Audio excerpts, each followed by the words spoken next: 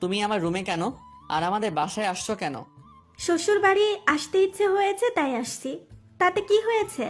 ঠাস করে একটা চর দিয়ে, এটা তোমার শ্বশুরবাড়ি না, ওকে? আচ্ছা, তোমার লজ্জা শরম বলতে কিছু নেই নাকি? কেন? একটা মেয়ে হয়ে একটা ছেলের রুমে আসতে লজ্জা করে না? একটু ভয় করে না? আমি এখন যদি কোনো খারাপ কিছু করি, আর তোমাকে কত বলবো আমি তোমাকে ভালোবাসি না? শারমিন আমার দিকে কিছুক্ষণ তাকিয়ে থাকার পর বলল, আমি তোমাকে ভালোবাসি। তুমি দেখিও, আমি আমাকে তোমার ভালোবাসাবো। আর আমি জানি তুমি কখনোই খারাপ কোনো কিছু করতে পারো না। এটা তোমার উপর আমার বিশ্বাস আছে। এমন সময় মাইশা আমার রুমে আসে। এসে দেখে যে শারমিন গালে হাত দিয়ে মন খারাপ করে বসে আছে। তাই মাইশা শারমিনকে বলল। কি হয়েছে, মন খারাপ কেন? শারমিন বলল, তেমন কিছু হয়নি। আমি মাইশাকে বললাম, এ তাহলে তোমার ফ্রেন্ড? তা আগে বললেই তো পারতে, তাহলে আমি বাসায় থাকতাম না। বলেই আমি বিছানা থেকে নেমে বাইরে চলে যাচ্ছি। তখন শারমিন বলল, তাহলে তো তোমাকে দেখতে পেতাম না। আমি আর কিছু না বলে সোজা ছাদে চলে আসি। ছাদে এসে দুহাত মেলিয়ে আকাশের দিকে তাকিয়ে আছি। আচ্ছা, হঠাৎ করে আমার জীবনটা এমন হচ্ছে কেন? কয়েকদিন পর পর পাল্টে যাচ্ছে। আর শারমিন তো আমার সাথে লেগেই আছে ভার্সিটির প্রথম দিন থেকে এখনো পর্যন্ত। আচ্ছা, শারমিন কি সত্যিই পাল্টিয়েছে, নাকি আমাকে ভালোবাসা ফান্দে ফেলতে যাচ্ছে? পাশে তাকাতেই দেখি শারমিন দাঁড়িয়ে আছে। আমি বললাম, তুমি এখানে কেন আসছো? শারমিন বলল, তুমি আমাকে বিশ্বাস করতে পারছো না? আমি বললাম, না, কোনো বিশ্বাস করতে পারি না তোমাকে। সত্যি আমি তোমাকে ভালোবাসি। আর তোমার সাথে অনেক অন্যায় করেছি, বুঝে না বুঝে, অনিচ্ছায়। আমি তার জন্য তোমার কাছে হাত জোর করে ক্ষমা চাচ্ছি। প্লিজ প্লিজ আমাকে ক্ষমা করে আমাকে বিশ্বাস করো। আর কখনো তোমার সাথে, শুধু তোমার সাথে না, কারোর সাথে অন্যায় কিছু করব না। শারমিনের কথা শেষ না হতেই মাইশাও ছাদে চলে আসে। মাইশা এসে বলে, এখানে দুজন প্রেম করতেছো আর আমার সামনে কথা বলতেও লজ্জা করে, তাই না? আমি মাইশাকে বললাম, কে প্রেম করতেছে শুনি? মাইশা বলল, তুমি আর শারমিন। আমি বললাম, আমি কি এমনি বলি? মেয়েরা একটু বেশি বোঝে। আর সব সমস্যার মূল এই মেয়েরাই। আমি একাই ছাদে আসি। শারমিন আসার সাথে সাথে তো তুমিও আসলে। আর সবকিছু জানার পরও তুমি এমন কথা বলো কেন মাইশা? মাইশা কথা ঘুরিয়ে বলল, খালা ডাকতেছে খেতে। শারমিন আয় আমার সাথে, আর তুমিও আসো, বসো। শারমিনের হাত ধরে মাইশা নিচে চলে গেল। আর আমি ছাদে দাঁড়িয়ে আছি। কিছুক্ষণ পর দেখি মা ছাদে আসলো। মা এসে বলল, কি হয়েছে তোর? আমি বললাম, কই কিছু হয়নি তো। মা বলল, তাহলে মন খারাপ করে এখানে আছো কেন? শারমিন আর মাইশার সাথে নাকি রাগ হয়েছে? আরে না মা, তেমন কিছু না। শারমিনের সব কথাই তো তুমি জানো। এখন তুমি বলো, আমি ওর সাথে রাগ হব না তো কি করব? মা বলল, ওকে বুঝিয়ে বললেই তো হয়। আমি বললাম, আমি ওকে অনেক বুঝিয়েছি, আর পারছি না। মা বলল, আচ্ছা ঠিক আছে, আমি বুঝিয়ে বলবো কেমন, আর যেন তোকে বিরক্ত না করে। সত্যি বলবা তো? হ্যাঁ বলবো।